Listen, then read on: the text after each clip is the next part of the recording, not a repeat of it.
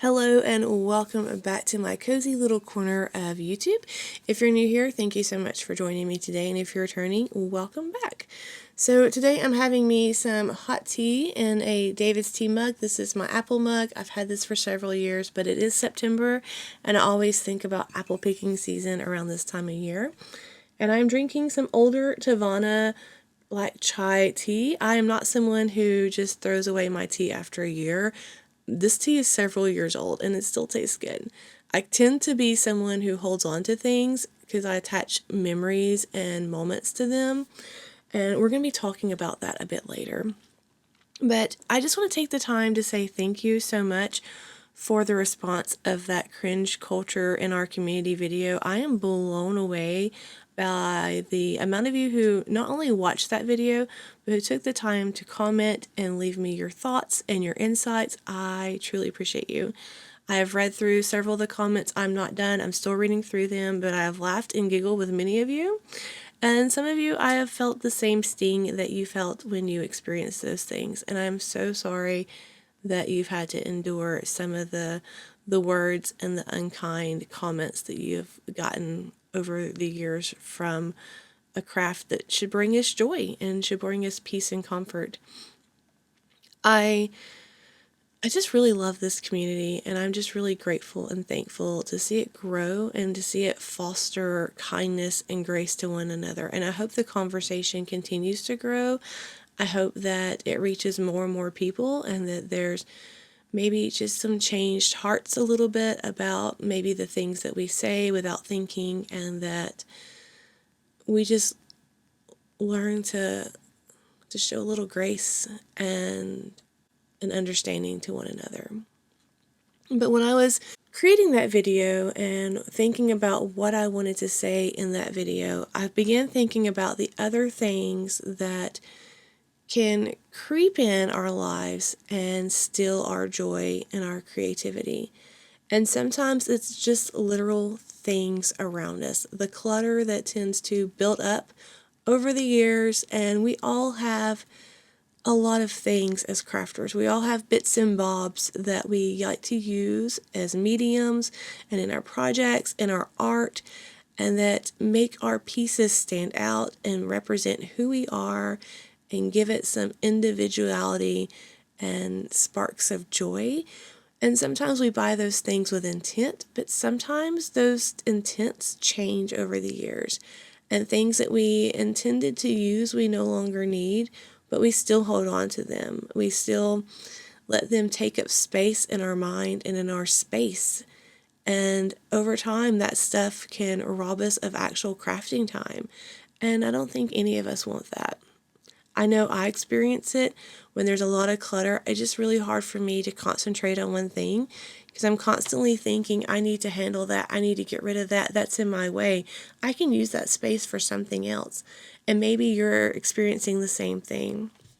So I have a proposition. I have a challenge, so to speak, for myself and for you if you would like to join along. And that is a Cozy Crafting Declutter challenge. So if you want to find out more, hang around. So our creative spaces, whether it be our home or our craft room or she shed, wherever you sit and create, should be places that do spark inspiration. They should spark joy. And they should be places where we enjoy being in. They should not be storage units or places of chores, places of things that we have to do. It should be a pleasure and we get to do this today kind of spirit that they foster within us. Don't worry, we're not going to try to become a minimalist overnight. This is more of a slow chipping away at some of the stuff around us that is weighing us down and stealing our creativity. So how this challenge works is that on day one, which was yesterday, so that's what I said, it's not a big deal that we're on day two, we're going to get rid of one thing. This could be putting it in the bin, the trash, or putting it in a box to donate, or taking it to church and, passing it on to someone there. but it's just getting rid of one thing on day one. So any of you can probably look around you right now and see one thing that you can toss or donate. It could be a piece of trash. It could be your cough drop wrapper. That's one thing. And then on day 2, we'll get rid of 2 things. And then on day 3, we'll get rid of 3 things. And then every day we get rid of that many things. So by tomorrow, when we get rid of 3 things, we've already gotten rid of 6 things out of our space. 3 from that day, 2 from today, and 1 from yesterday. And we're just going to continue this process until the end of the month. That's almost over 500 things out of your space. And it seems like a huge number, but it's very obtainable and it's going to make a difference, I think. I know it's going to make a difference for me, and it can probably make a difference for you. But I'm also not going to limit myself. So if on day 1, which it did happen, on day 1 I started looking at things and I came across this box. So this box was out here, and I was using this box to store things. This is a Hello Kitty box. It's from a Funko that I got for my birthday one year. It was a Hello Kitty Funko. It came with a t-shirt and like a Funko and some other little things that my husband got me. But I was holding on to this box because I thought it was special that he took the time to get me this, and I was using it to store craft stuff. But the problem is you can't see in this box, and it became like a little catch-all of things. It essentially became a kitchen junk drawer, and I realized that I can let a lot of that stuff go, and this box is not very small. It was taking up space. It was taking up space that I could have used for something else, and it was taking up time because I had to move this box to dust around it, or I had to dust on top of this box. And I want to reclaim my time for crafting. I want to reclaim my mental space for crafting. And so I am ready to let go of this box. But in the process of that, I also am someone who hangs on to bubble wrap. Do you hang on to bubble wrap? I don't know why I have a weird fascination with hanging on to bubble wrap. I know I can use it sometimes to rewrap things, and I often do. But sometimes I just have random bubble wrap in boxes like this one, not holding, not protecting anything. So that is going to be actually used and put in between under this dish thing that I have in my house that rattles when my oldest son runs through the house or walks through the house. And then that way I don't have to hear it rattle. It's going to be used and not left out in a box somewhere taking up space. But day 1 could be a wrapper of a yarn band that you don't need. I know many of you like to hang on to your wrappers and then show them at the end of the year or see how much you've got done. And I get that. But maybe you kind of forget from time to time and you've tried that in the past and you're not very successful in that. Maybe that's holding up a mental space in your mind and you're under the pressure to keep that, to do that, but it's kind of, oh, I need to do this, I need to do that, and it could be actually slowing down your crafting. So maybe think about things like that, or maybe you have a stitch marker that's in your stitch marker bin that's broken, because I know I'm guilty of that. I can probably look in that little sheep right there, and I have a pack that I bought. I don't remember where I got them from, but they must be faulted because so many have broken, and I have such a bad habit of putting them back in the little stitch bin, and then when I need a stitch marker, guess which stitch marker I grab? The stupid broken one, and then I put it right back in there. Like, it's a broken cycle, and I want to break free from that cycle and get rid of those things. So that is kind of how this process works. So to help us track this, I have made a calendar for you and for me. So I'm going to have in the description of this video a link where you can go to my coffee shop and download this for free. This is just a September calendar, and it's just numbered, but I put some yarny bits on it, some yarn and things to make it cute. And you can do little tick marks. So on day 1, put a tick mark and draw a line through it. Day 2, 2 tip marks, and as you find 2 things, draw little slashes through them. That's what I'm going to do. And then as I go through, I'm going to count. So that way on day 1, because I got rid of more than one thing, I'm going to put 2 check marks. And then as I get through, I'm going to tally up each week how much stuff I actually got out of my space.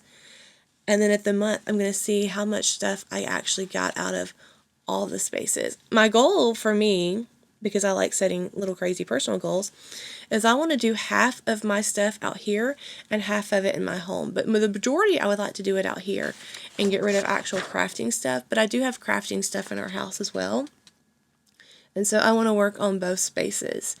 And I thought this would be a fun way that we can do this together, and you can have a way to keep yourself on track, and that you also can have a little fun calendar for this process.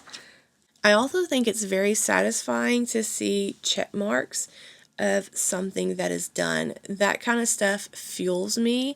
Maybe it fuels you, I don't know, but it really drives me to get more check marks and get the little, "Oh, you did a good job." So I would love for you to join in with me on this challenge. I think doing it as a community and with someone else as a accountability partner in a way, that it can make you stay on track, and it can help us, motivate us to free ourselves of some of the stuff that's holding us down around us. All you have to do is print off the calendar, grab a pen or a marker or pencil, start small. Each week, come back and let me know in the comments, or better yet, you can post a photo on our community tab. This is what I got out of my crafting space. Tell us about it, and I would love to see that process. I'm probably going to do the same thing. I'm either going to make a short, or I'll post a photo on the community tab and show you each week what I've gotten out of my crafting space, and so that way I can be held accountable as well. If you want to make a video about this and share this on your YouTube channel, I have a hashtag. It's hashtag Cozy Declutter Challenge 2025, and you can just put that in your video, and that way others can click on it and they can see what you're going to be decluttering in your crafting space and how it's motivating you to get more crafty, and maybe we can encourage others to free themselves as well. It's also a great way how we can cheer each other on. So please consider, posting that photo on my community tab and joining in. So that's my experiment for us this month, the Cozy Crafting Declutter Challenge. It's not about having less stuff, and really it's just about freeing up our mind and our spaces so we can have more time and more mental space to craft and be creative, and those creative juices to flow from us and to our projects and the things in our art, and so that we can just have a community where we support each other. Because I think that's one of the biggest things about decluttering is it's so hard to do, because if you are like me, you do attach memories to that stuff. You attach moments of your life and moments of people, and it's hard to see things that we spent money on let go. And it's hard to let go of things that people have given us, because we feel like there's a pressure to hold on to them because they gave it to us. But I don't think the intent of the gift was to pressure us in any way. It's definitely not to rob us of things that bring us joy. And I think when we pass them on and donate them to someone who will use them, we are honoring the gift that they gave us and the memory that it has attached to it for us.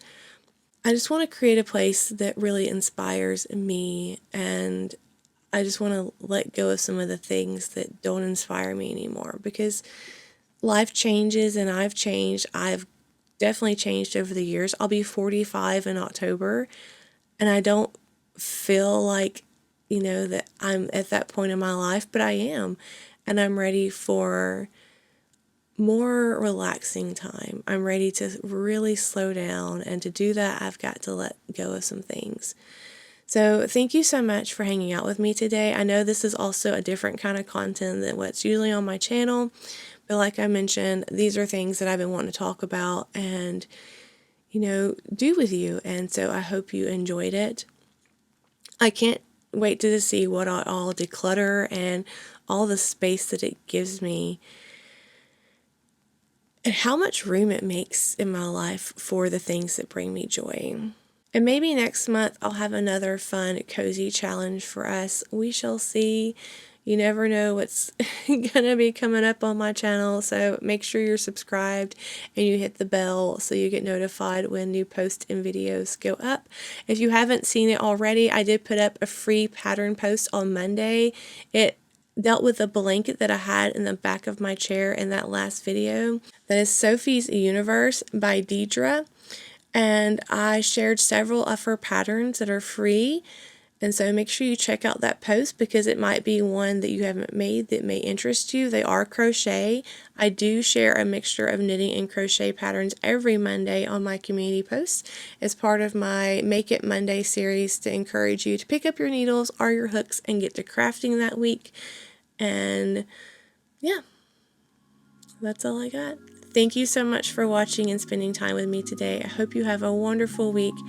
I'll see you in the next one. Bye!